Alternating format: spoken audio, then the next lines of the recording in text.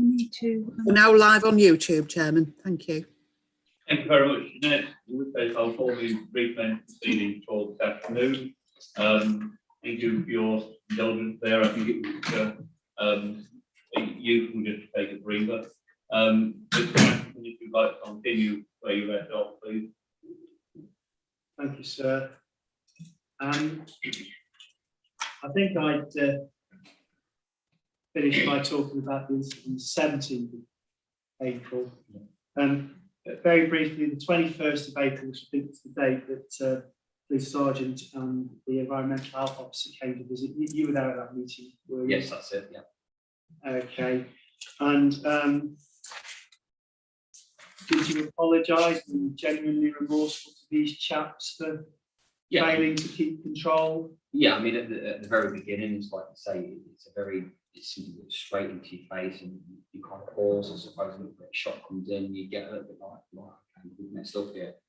So yeah, very apologetic, and I spoke to Mr. Davis, and he was obviously helping with the pieces of paper, guiding us of what to do, you know, with the highlights and stuff like that. So absolutely, we accepted that it was at fault, and yeah, obviously we did decide for that. So. Because today you face the risk of losing your licence and effectively being shut down. Yes. Have you been aware of that this last month or two? Yeah, so obviously it's our livelihood. It's, you know, without this place, it's kind of makes us, I suppose, we're on the dole, which is not something that we want to do. We've always worked hard in the 9 years since we've opened the pub, especially during lockdown. We've delivered cooked meals to the elderly on Sunday throughout 12 to 3 o'clock. We was always making sure that we supplied that with a good service. We've always made sure that pre-COVID we've done absolutely everything in our power to make sure that the place is entertaining. As you can see by some of the references that we have, we've made sure it's a good place. How can you, sorry to interrupt, how can you reassure the subcommittee today that we're not going to have a repetition of what happened on the 17th of April in the future until we reach that terminus day? Okay, so the idea now is to pretty much, we're not going to, we're going to take the outdoor event completely. We'll even close the bar to ensure people can't just walk around the back. We'll just keep it on the inside for the time being, because we know it's easier to maintain inside because of a level of eyesight of what we can see, and all our staff members are going to be inside present rather than scattered about outside and in. So we'll do the 6 to a tables that we have been doing, and if it has to be that we have 30 inside, even though that there isn't a law that states that you can have 30, I think we feel more comfortable that we can manage 30 people inside rather than go, right, okay, you can have as many as you want. But so as I understand it, because I think you've been having football games being shown in the marquee. Yes. That's not happening tonight or at all. No, we've stopped all that. Yeah. And you previously tried to limit numbers by introducing a sort of fee from the Scotland game. Yeah. So what we intended to do is, if we put in a £10 fee to the table, we can supply the £10 going to the charity that we're currently funding, which is the Children's Charity for NHS. And we thought if we put a £10 table on it, most people tend to kind of shy away from that and go, I'm not paying £10 to go watch an England game and grab sit at home. That was the intention, but at the same time, it was also going to be a positive because we was funding a charity that we're currently in place with the Children's Board. So it was kind of winning in some situations because it was limiting the people coming to the pub, and it was also funding a charity that we've opted in for. And briefly, the England-Croatia game, the video scenes, and you see the man with the flare and people rushing into the marquee. Yeah. Can you explain what happened there and what actions you took? Okay, so we obviously had the marquee up at the time, or the sides up. We also had all 6 to a table outside of the marquee scattered about. Now, as my dad stated earlier, it's like 40, 50 seconds behind. And obviously people was watching it inside. Now someone had got headwind that England scored and came running out and pretty much said, oh, look, wait, listen to this, you're going to love this, everybody. And obviously we was all unaware of what was going on. Bearing in mind, people was actually sat at the table at the time, and then all of a sudden, everyone's got off their feet to say, oh, here we go. I mean, I was there present, and I was like, oh, what's going on here? And then I got headwind that was scoring. They've all run towards the marquee. Flares have been let off. People have stood on tables. So I've approached the situation. I've managed to remove people from the marquee, took the flare off the gentleman that put it on. I've barred him, and I've asked probably, I'd say, a good 8 to 10 people to leave the premises, especially for standing on the tables, for causing disruption to stuff that we paid for. And they left. I mean, it wasn't easy. Don't get me wrong. There was a lot of questions asked. But I think what you're saying was instantaneous. It was very quick. Incident rather than people behaving like that continuously for a period of time, like they appear to be doing on the 17th of April, when obviously they're dancing for more than just a moment in time. Yeah. Okay, so there's been an awful lot of things to learn this step 2, step 3. Well, going forward with the situations with the England games, we could happily, advertise it again, but once again, we've now decided to cancel that because it's something that us in this current state we can't control. So we've come away from that situation, and let's do right for us and make sure that we can control it by just, well, we're not even going to open, not to open anyway, but going forward until we've got restrictions in place and we've sat down and spoke about it, we're just not going to bother doing it. It's a risk, and something that like I say, these learning curves are something that we're learning every step of the way. I mean, every day is a school day to many people, especially to myself. If we make one mistake, we learn by that, and that's what we're trying to do. It's something that me and Dad are very new to anyway in the pub game. I mean, obviously, yes, we've been open 9 years, and everything's been fine prior to that, but this is all very new to us, and it's ignorance and the like is never a defence to the rule. But I understand that you're friendly with a number of other publicans, and without naming names and shaming individuals, how many publicans do you know that have got a written risk assessment that they've actually completed from scratch and that they fully understand and influence? Okay, so when we spoke about the risk assessment, which obviously Mr. Davis and Mr. Hendrick spoke to about, we was obviously very unaware of the situation. What we didn't know in Paris, if we knew about it, it would be on the ball with it. So we spoke to a couple of publicans and we asked them about it. So, look, do you understand this COVID risk assessment? And they was like, what? The first thing they said was, what's that? So it was one of them where we was unaware ourselves, and obviously that's where we like I said, it's very new to us on that part. And actually, it sounds a lot scarier than it is, but actually, all the risk assessment is all these ideas about control being put on a piece of paper, being thought through and implemented. So you've got the message now, and you're aware of the risk factors, numbers, music, excitable events. And going forward as well, like Mr. Sajid mentioned, writing things down. Like I say, every day is a school day to me. I mean, I'm only 30-year-old, but it's an experience. I know for future reference that needs to be filled in properly, and going forward, I used to be an estate agent, and obviously every day I learned something different. So it's pretty much the same thing. If I went to your pub today, now, very briefly, how would I know and feel safe and secure? How would I know that you follow the rules and feel safe and secure? What's going on today now when your pub is open?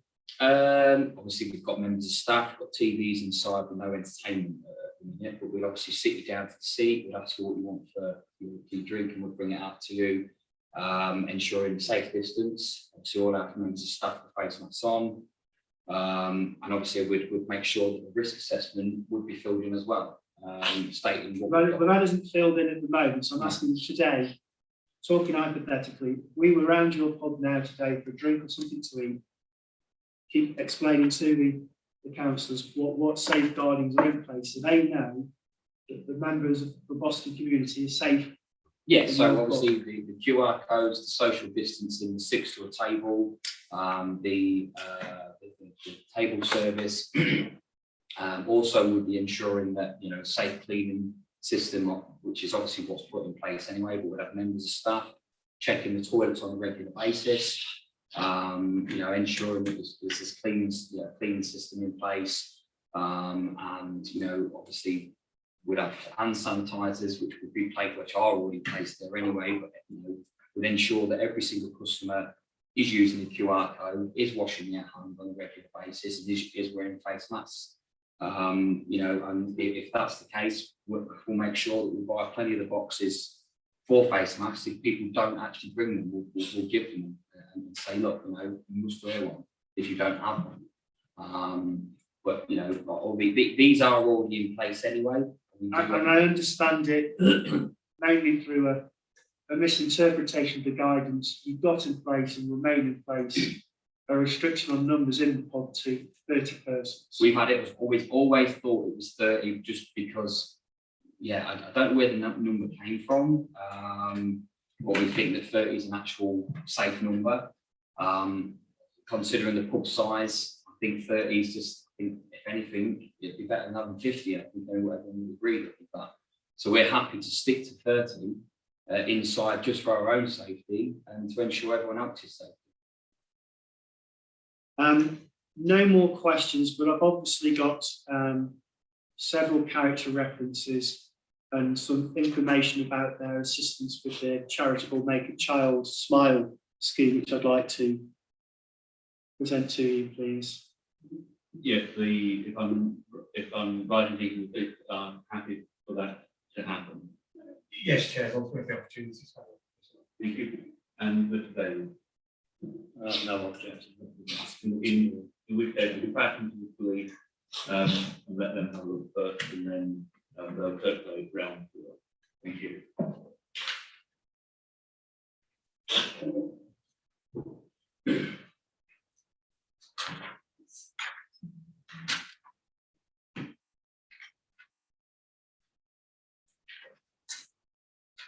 Just let our friend with the honourable round for their conversation.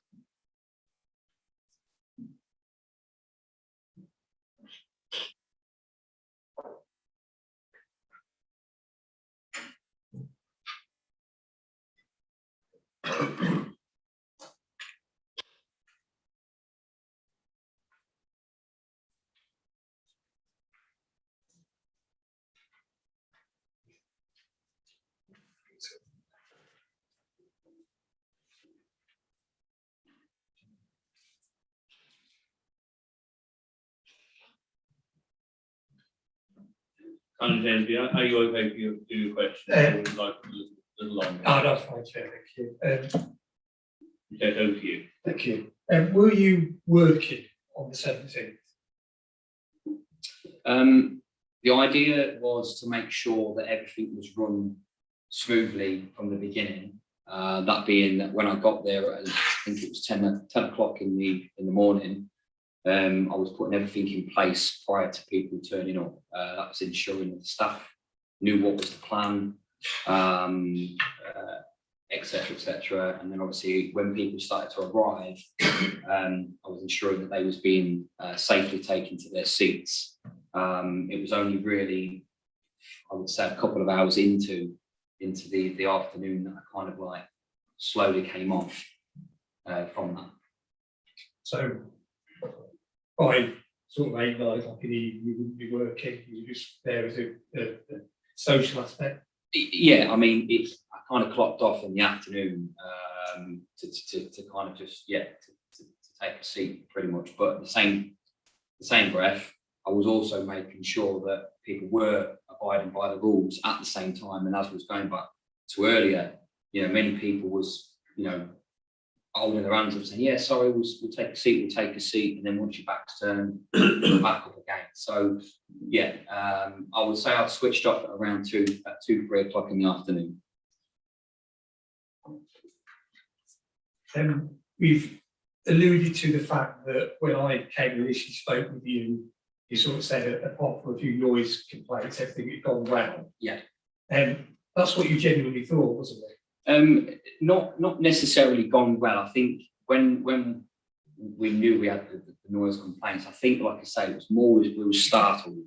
And obviously it's one of them where you kind of like, okay, we've done wrong. So you stutter a little bit, you obviously come out with words that you probably don't mean. No, not in that respect, no. I don't think it went well on that side. We understood that we was at fault, and, like I say, going by the mistake of having one live event, it's the only one live event we've ever had.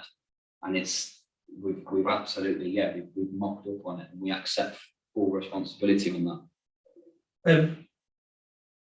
I suppose the question, are you only accepting responsibility now because you've been caught out? No, absolutely not. I mean, it's not the fact that we've been caught out. I think even regardless when everything was happening, we already knew that this wasn't what we wanted from the very beginning. We wanted people to abide by the rules. People have been shutting doors for a while, and we understood that there was a lot of people agitated to get out. We just wanted people to have a nice evening, and hoping that people would respect us. And obviously it didn't end up going that way. And absolutely, it's the latter 2 hours of the evening, it did get out of hand, and we knew it was happening, and rightly so. We should have shut it down earlier. Absolutely. So how do you account for the comments you make on the pubs? I presume it's run by yourself and Father, the Railway Insight, on these snapshots. How do you account for the comments you make on there? If you think it went bad. I mean, it was just, I suppose when you put stuff on Facebook for thousands of people to see, I suppose it was just more of a response to make sure you wasn't being rude or anything like that. I mean, we probably should have removed the photos and stopped that from happening. I mean, those comments really was just out of politeness. I think in our own heads we knew that what had happened, and really it shouldn't have happened. I mean, it's just, like I say, it's one of them things that we really do honestly regret on that side, that it's not something that we do often. From what we've done in the past over the last 9 years, from the charity events and stuff like that, this is something very new and something that we've tested. And maybe, you're right, we've tested it at the wrong time. But take away the COVID situation, and that you like take the Lumley in Skegness, they're doing exactly the same. I think if you take away the COVID stuff, there was no trouble or anything. So we was working to what we could do, but obviously, it got out of hand towards the end. I might say it's. I'm just concerned that you put thanks for a cracking day. You said you're working, you put mufflers and arseholes me, we suggested you were drunk. What's a party, it'll be a crowd and music all day, big up everybody, bigger and better things to come. After this success for the reopening of the pubs, the 17th went off to the bang, this event will be even bigger, watch this space. Yeah. Seems to me to suggest you think, and this is obviously post the event, Yeah, but absolutely. prior to the police or council's involvement, Yeah. it seems to me that you seem to think it was a really good night. It No. went really, really well without any issues. Yeah, I mean, obviously, you're right. I mean, mate, the way you look at it like that, absolutely agree with you. I'm not stating it at all, saying that you're in the wrong. But what I'm saying is we've looked at that situation now. We've cancelled. I spoke to the gentleman that actually run the event. I mean, the event that's run is they normally do the circuit at the Black Bull. So we normally put things in place, and we spoke to them about it and said, look, after from that situation, coming circumstances, this can't go on. So it's like I say, it's one of the things where we've cancelled everything now prior, because of this. You had the problems on the 17th. Yeah. There was some intervention from the sales and the council. Yeah. You got the risk assessment. Yeah. Again, earlier you appeared to say that there was a completed risk assessment in the report, that question be done. Is that the case or not? Yes, that's where the confusion is again. Once again, it's a learning curve from our side that a completed form of risk assessment is something that for a COVID risk assessment is something that we've never, we've not been properly trained on. And it's now that speaking to yourself regarding it. Well, we spoke to you 2 months ago. Right. Okay. Yeah. So what have you done in the 2 months? As I was saying to Mr. Davis, when we come down, I wasn't aware that it needed to be filled in like that. We just thought that we had to have a printed COVID risk assessment form, and like I said, this is lack of knowledge and something that going forward that we'd ensure that this doesn't happen again. But we've printed what you asked for. We printed off. We've gone the next step. With what you've asked for, and I think, like you say, it's another learning curve that we needed to do, and that's why you saying that you need to fill in, and absolutely we'll address that. And finally, can you explain what, if anything, you had in place for the England match? Okay, so we had the 6 to a table. We had extra bar staff, just because of for cleaning situations. We had obviously more bar staff on the night. We even had hand sanitizers put on the outside bar area, and obviously we made sure that we had the one-way system, obviously for the toilets and everything like that. And then we obviously have more people outside as well to just make sure that everything was more put in place. Did you have any SIA or any top security? Not this time round, and that's purely down to the fact that we got them last time and they seemed to not do what we wanted them to do. We'd happily, take them on board, but I don't think we'll ever be using them again. Just purely down to the fact that we briefed them for that event and nothing was addressed and nothing was done from them. So we won't be using that company again. There are other companies. There are other companies. Yeah, that's it. That's what I'm saying. So we'll have to go to another company now, because we took them on board, we briefed them, and we was no better off. So that's what I'm saying. Going forward, we'll ensure that we get a different company now.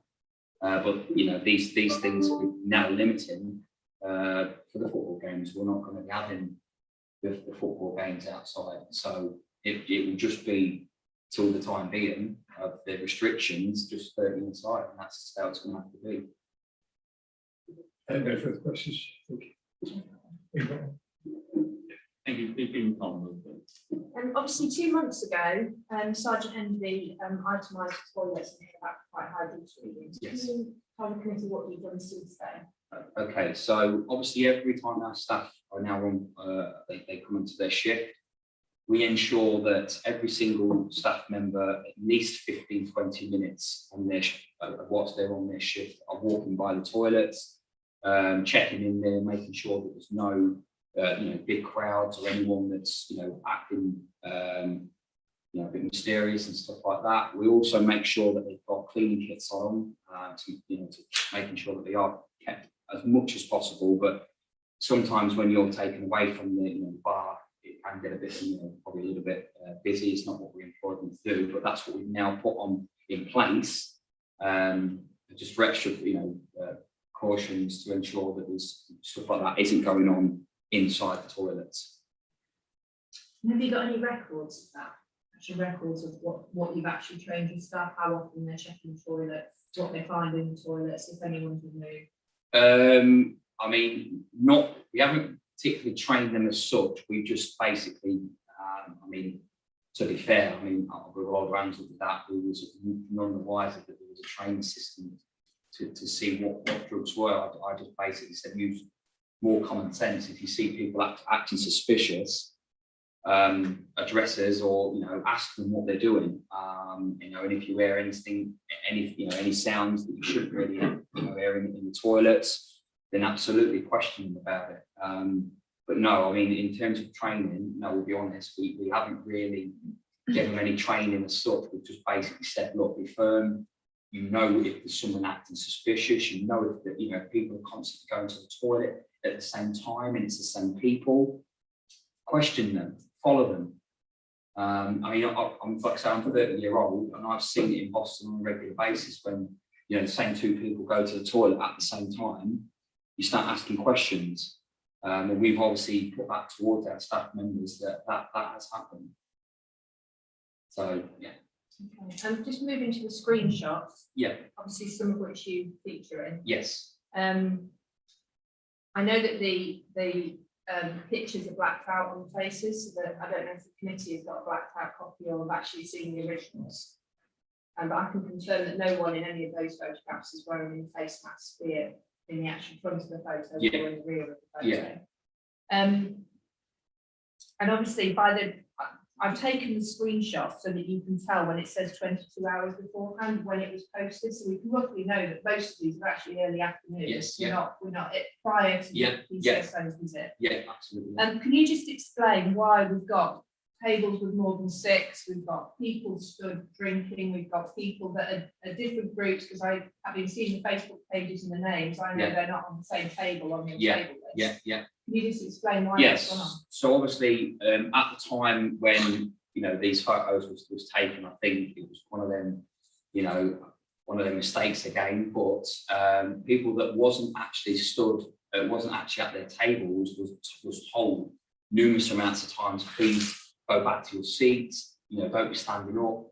And eventually the word, I think it did get drilled into them, because after that, pretty much everyone was, you know, abiding by it. And I actually eventually at 3 of in fact it was about 2:45 in the afternoon, I believe that Prince Philip, his funeral on that day. I actually got onto the microphone and addressed the situation by saying to everybody, please can you ensure that you're sitting down at the table, not getting up constantly, you need to obviously be seated at all times. And then obviously we had the 3-minute silence to obviously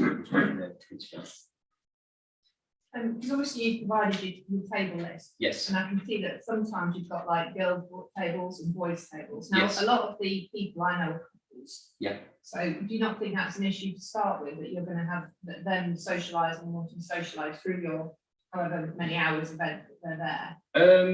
I mean, maybe you look at that like that. I mean, a lot of these people that wanted these tables, they wanted to sit with the people they haven't seen for a while, I guess.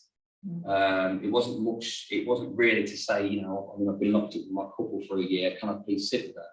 It was more the fact that they wanted to, you know, see people they haven't seen for a while, and that's the reason why they were sat on that table on tables. Okay, that's it for me, thank you. Thank you very much. Mr. David, do you have any? Yeah, one question, one comment rather. Just going back to your 30 side that you decided on, Yes, your risk assessment is part of assessing how many people it is safe to have inside. So Okay, that yeah. should be dictating okay, that. yeah, Whether that be 20, 40, 60, whatever. Okay. Your risk assessment should be Yeah. addressing that. Just going on to I think there's 4 testimonials there. Yeah. Obviously, all customers. I Well, mean- we'll say the drink. they've drank there. We've delivered plenty of Sunday dinners. How to many them. of those were those for the event? None of them. Yeah, they come in on I deliver some of the Sunday roast to them. One of them's fairly elderly, can't move. So yeah, they get dinners from us all the time. Being delivered to them. The lady at the NHS for at Parkside, she's always came, over the weekend prior to COVID. Had plenty of food there, good entertainment. And she's obviously, like I said, she's the manager at Parkside. And then obviously going to the other people, which is the Shoe Labs. Actually, one of the guys was there, but the other two wasn't.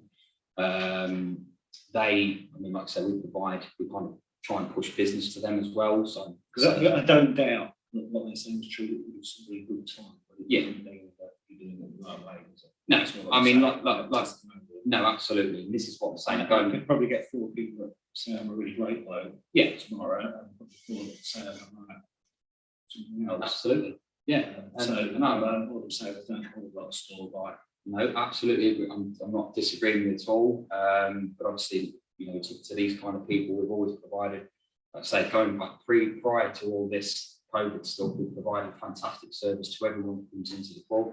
I mean, it's not known for us to ever be in a position like we are now. We don't have police reports, we don't have fighting there. We provide a lot of entertainment, very good food. And, like I say, we're good people. We don't attack people. It's like I say, prior to all this, we just, something that's very new to us all. And we haven't done anything as in to maliciously to people. And we accept that, at the minute, we're in fault. And like I say, I think what we can only do is fix it and make sure, help us out with that side as well. You've experienced in the game, and we will, happily sit, and like I say, every day is a school day for me. I'll happily sit and learn from. We people that help can help. What we can't do is do it for you. It's No, not absolutely. yours, it's not the own right. Yeah, no, absolutely agree. So I've got no further questions. We've gone most of the way. Thank you very much. I'll invite Councillor Wellborn. Do you have any? Yeah, I was going to ask what preparation you did for George Pearson Cop-Outs. She asked me questions and I've got the answers. Thank you. I have a couple of questions. Do you have a CCTV at all installed? Yes, we do. However, we're having a complete change around because we're having a new HD system put in, so they're more crystal clear. And what record do you keep of people who have been barred or refused access? Do you keep any record? We jot them down. More it's a town that I suppose we all know on a familiar basis. So it's, I suppose, yeah. We used to be on the is it Foot Watch? We used to be on that, yeah. And I don't, is that still a thing? No. I used to come here, to be fair, and do the Foot Watch thing, and that absolutely worked a treat. It was easier to manage people coming in and out of the pub who's been barred. Plenty of people I know have been barred from, the Golden Lion and places like that. We also ensured that they didn't come into our place. So on that side of things, we was always kept up to date with everything going on. But now it's more, obviously we haven't really been operational properly for over a year, but going forward, it would just be full document anyone that's been present, that we kicked out, and then sometimes you don't always take the name of guests when you're slinging them out. But it's we know by face recognition, and this is why we've now bought CCTV footage. Well, what we've got, we spent a bit more money on the quality, and we'll just have one put in the back, and it's crystal clear. So that's what we're doing. Thank you very much. I don't have any further questions. Do we have license not to have any questions? I have no further questions. Thank you, Chairman. Thank you. Catherine, is there anything that you'd like to bring up on? Just one very quick thing. The 4 or 5 referees references that we've handed in, Yes. those persons did know the purpose of giving the reference, that there was a review hearing today, didn't they? Yes. So they understand that we're facing the situation of the COVID breach. Thank you very much. In which case, it's Frank, to you and Jack can summarise your case. Come on. Thank you, sir. It is obviously admitted that the events of the 17th of April 2021 were not good and things went badly wrong.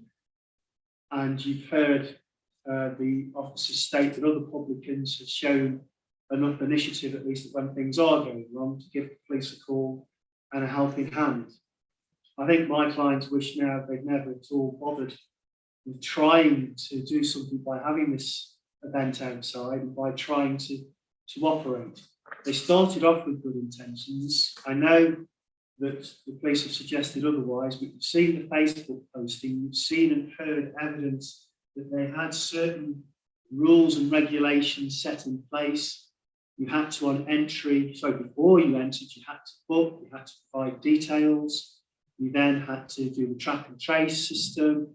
You would then walk to a table. You should be wearing masks. Tables had all been prepared to be parked. There was this marquee that was set up with 50% being open. There's the one-way system to the toilet. There's the outside bar where they are purely starting off by paying. There's not a service, there's just the table service. All the sort of basic, well-known rules, they set off trying to keep. And it's 1844 hours.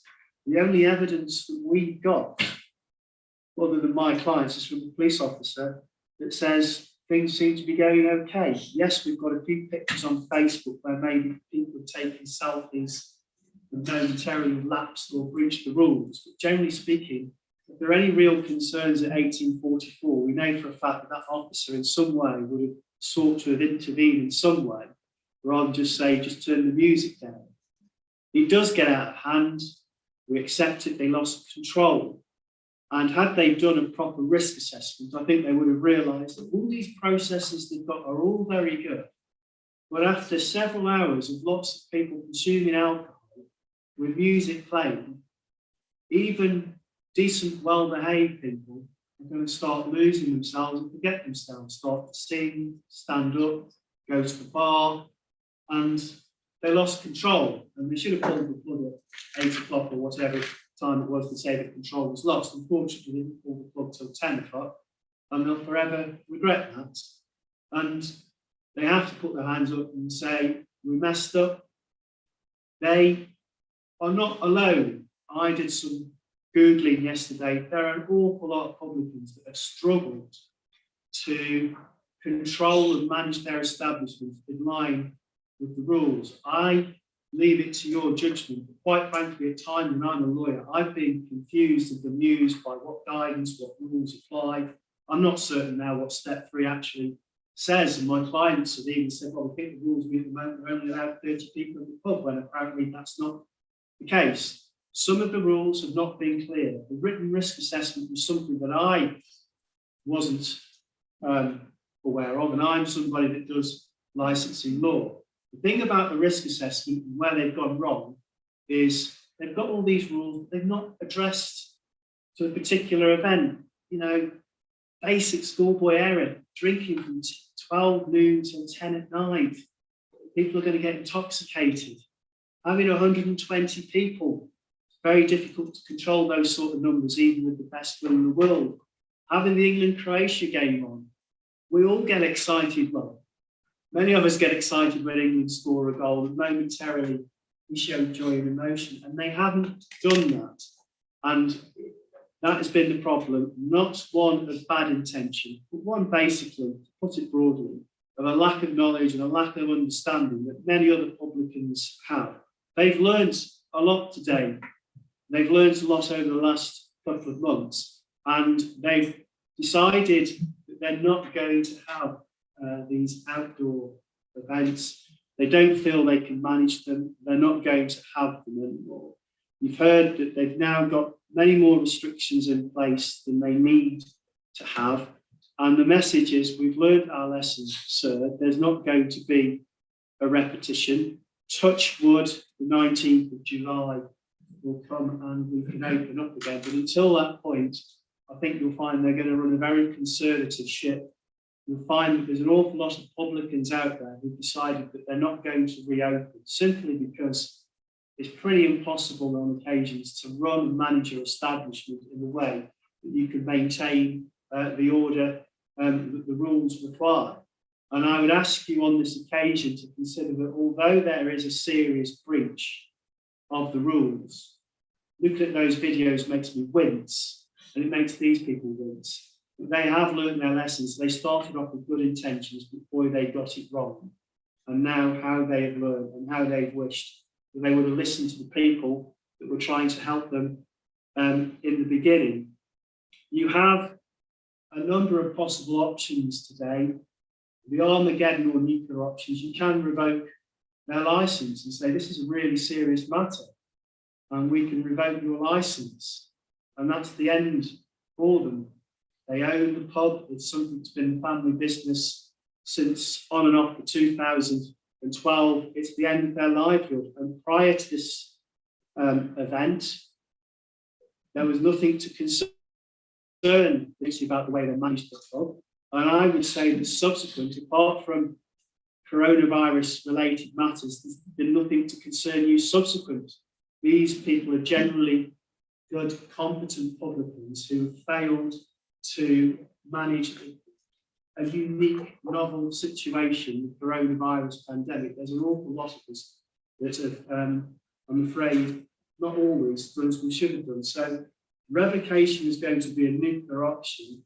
I do accept that you can't just let this go and say, right, don't do it again. But there are other less draconian options which will achieve the purpose in terms of promoting the licensing objectives in terms of public safety, prevention of crime and disorder. You can modify or add remove conditions for a period of 3 months, and certainly in terms of playing the music, there's an obvious option there in terms of imposing a suspension on playing of music or a condition that it's not played perhaps outdoors. There are other options which are in the agenda. You can modify conditions of license either permanently or for a period not exceeding 3 months. You can exclude a licensable activity from the scope of a license either permanently or for a period not exceeding 3 months. You can remove the designated premises supervisor from the license, but that's not something that I would encourage, because although Mr. Casey Blakely acknowledges his failings here, I would hope that you would accept at face value that he has or is learning from his ways, and the references do show that he is a decent, reputable licensee. You could suspend the license for 3 months. I would encourage you to look at conditions rather than revoking or suspending the license. A suspension for 3 months is going to be a killer blow. As you'll be aware, the hospitality industry for the last 18 months has been on its knees. It's amazing how some of these businesses are still surviving, and a 3-month suspension of the license is probably going to be the end for the business. But certainly there's a way in terms of punishing and ensuring for the future that things don't happen again, as well as allowing them to trade. And I would encourage you to look at maybe some sort of suspension relating to the playing of music. I would ask you to bear in mind on the nuisance side of things, there was obviously a nuisance that day, the 17th of April. It wasn't abated despite the opportunities and warnings that they were given. Prior to the 17th of April, there hadn't been any problems, and since the 17th of April, there haven't been any problems. It is undoubtedly an isolated incident. In fact, it's the only thing that you were facing today. I doubt whether we would be looking at a revocation or suspension of the license. In terms of the drug situation, again, I doubt if that was the only thing we were looking at today, you would be looking seriously at a suspension or a revocation. Again, there's no clear, hard evidence of any drug issue at the pub. There was a reading of cocaine in the toilets, which is not uncommon in public places. You're just as likely to get a reading at your local petrol station on the pump that you are picking up. And with respect to the incident that happened on 17th of May, again, there's no evidence of any wrongdoing or negligence on the part of the publican. The fact that outside their pub there was somebody that had taken drugs. We don't have evidence to even show that that person had taken the drugs on the premises themselves.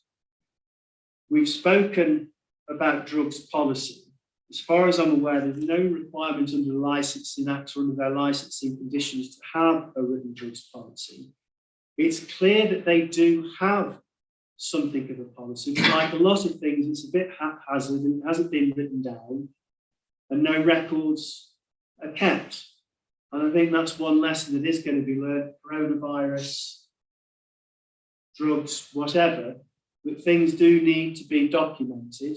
And for example, when staff are told them, they sometimes forget or don't remember that there's a document that they can be referred to, then that can assist. When I have been doing my Googling yesterday, it was interesting to note that many pubs, the first or second violations of COVID, have usually been dealt with by way of a financial fixed penalty under another regime. Some have even been given improvement notices. But from the cases that have been publicly reported, it appears that there seems to be little evidence of a first-time offence being treated with a revocation of licence. And I do accept that that's just what I found on a Google search and may not be completely representative of what's out there, but certainly there have been other options used in other areas to try to deal with the situation, because sometimes the publicans are at fault, but sometimes they do need that second chance, they do need help, and they do need assistance. I myself have been out in April on 2 occasions to celebrate family birthdays. On the first occasion, I went to the most professionally run pub restaurant in Cambridge, and I felt entirely safe. And I'd imagine they get a gold star for what they did. On the second occasion, me and my family got up and left the establishment because it was out of control. People were standing up, walking around, people were going to the bar, no masks were being worn, and we just didn't feel safe.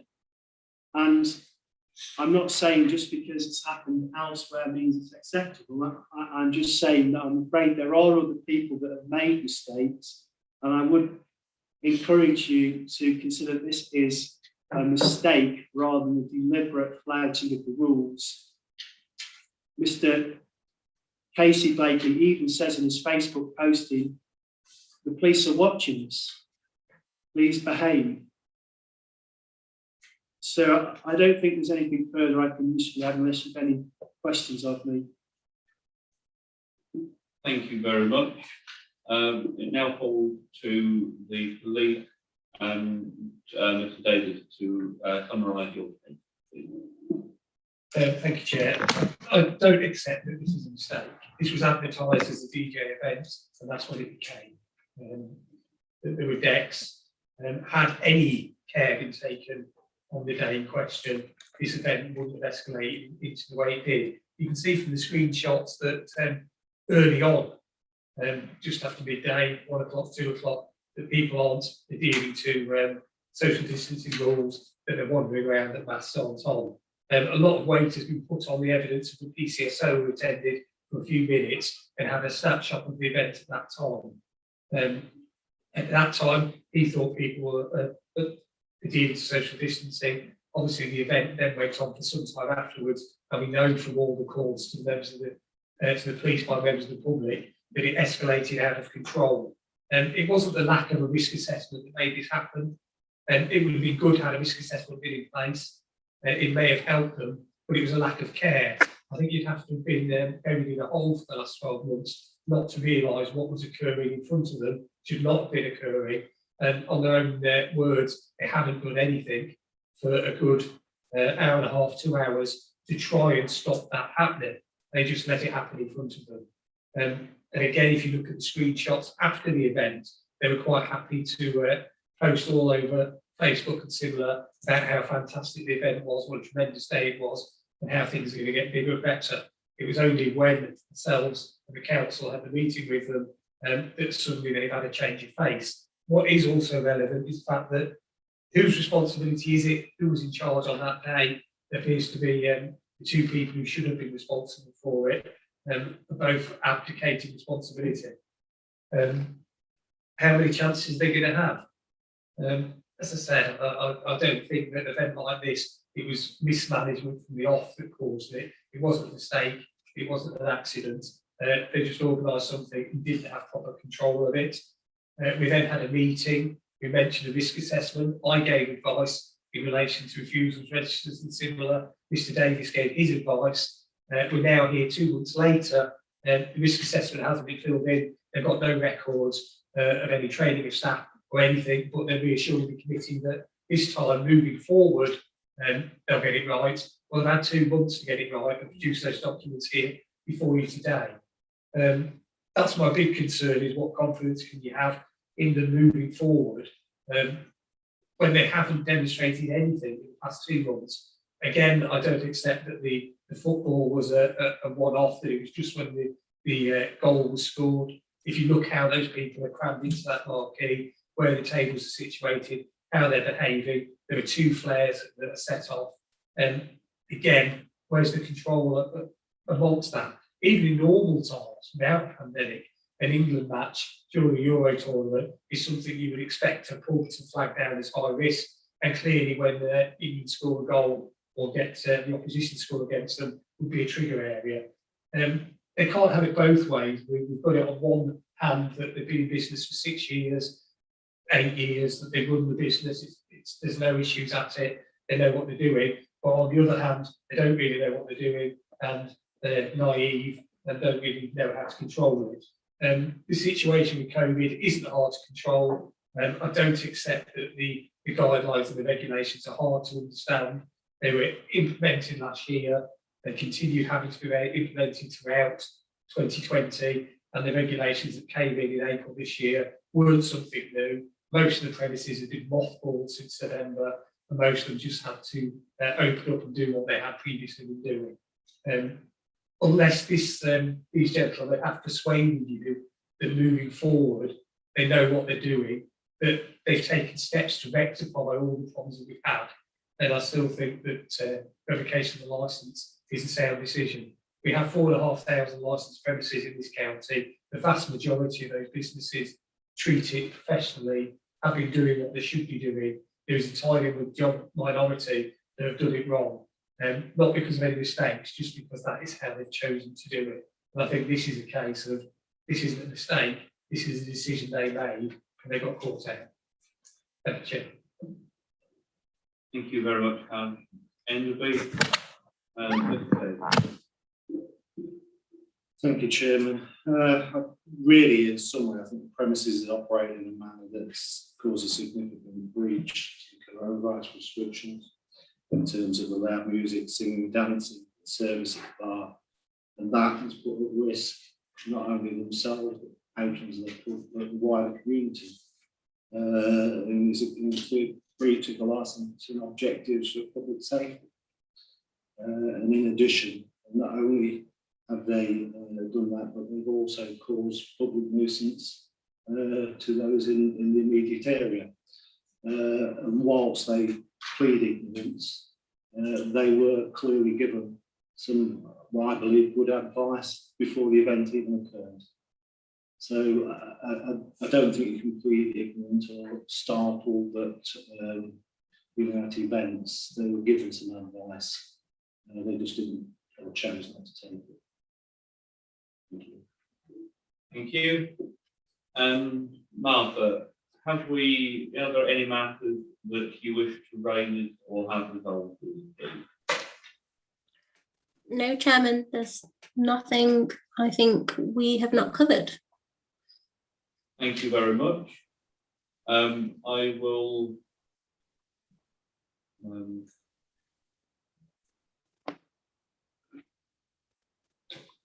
We will now retire.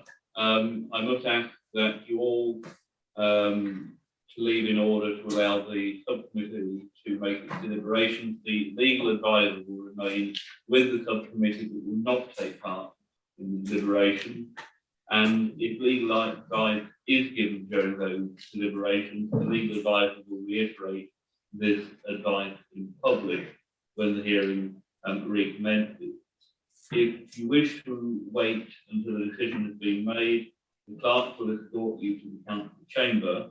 The hearing will resume once the subcommittee has made a decision. The legal advisor will announce that decision and the reasons given for it, including any conditions that have been attached and the right of appeal if necessary. The decision will subsequently be formally notified to the applicant for the review, and the premises license holder or their representative in writing by the licensing officer within 5 working days. So it's up to yourself whether you wish to wait for us to finish our deliberation. I have no idea how long that will be. Alternatively, if I'm right in thinking, you are free to leave and be notified by the licensing officer in, let's say, within due course.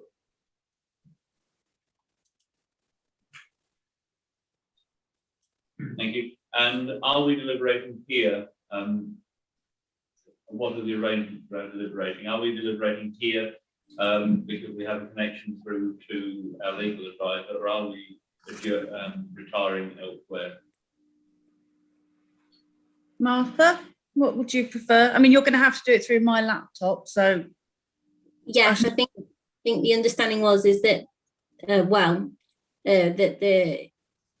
the members would stay put, and I'm sorry, I didn't, because obviously I'm on a different camera now, I didn't necessarily see people's responses to whether people were planning on hanging around until the committee had made the decision, or people were planning on leaving. So obviously, if you're planning on hanging around, then obviously you'll have to clear the room and wait elsewhere. Mr. and Mr. Blakey expressed an interest in waiting, and Lincolnshire Police are going to leave the meeting, and they will be notified by myself in due course. Okay, thank you. Can't see Lincolnshire Police, so thank you. Then in that, yeah, Mr. and Mr. Blakey will obviously need to leave the room with the legal advisor, as will obviously Mr. Davis, and Miss McDowell will obviously leave. It will just be members, myself and Jeanette. Members will deliberate, and I will write the decision notice once they've made their decision. If you are still hanging around, then we'll call you back in and read the decision notice out to you. But as the chairman said, we can't, obviously they can't let you know how long that will be. It will be what it will be. If they, so it's sort of, it is up to, obviously you will be told via email if you don't want to hang around. Yeah, it's entirely up to you. You can stay, you can go, whichever. We'll post it to you also. Yeah. Sorry, could you clarify? It could be, you know, what we're saying is, you know, in the past, things like this have taken, say, an hour plus. So it isn't something the committee will do quickly. They will give it the full time it needs. That's all we're just making you aware of, given the time of the day. Everybody's going to leave, Martha, just to confirm. Oh, okay. Apart from the members, obviously. Yes, don't leave me alone. Okay, well then, in that sense, Chairman, you might want to then bring the public meeting to a close. Thank them for their attendance, because no one's obviously hanging around for us to reconvene and read out the decision notice. Thank you very much to Garden Henry, Peter Conroy, and David, Shackleton, and Mr. Blakey for your attendance throughout the day. The committee will now retire for deliberation, so I can formally close the meeting. And if you could kindly take off the YouTube and recording, please. Thank you, Jeanette. Yes, Chairman, will do. Chairman,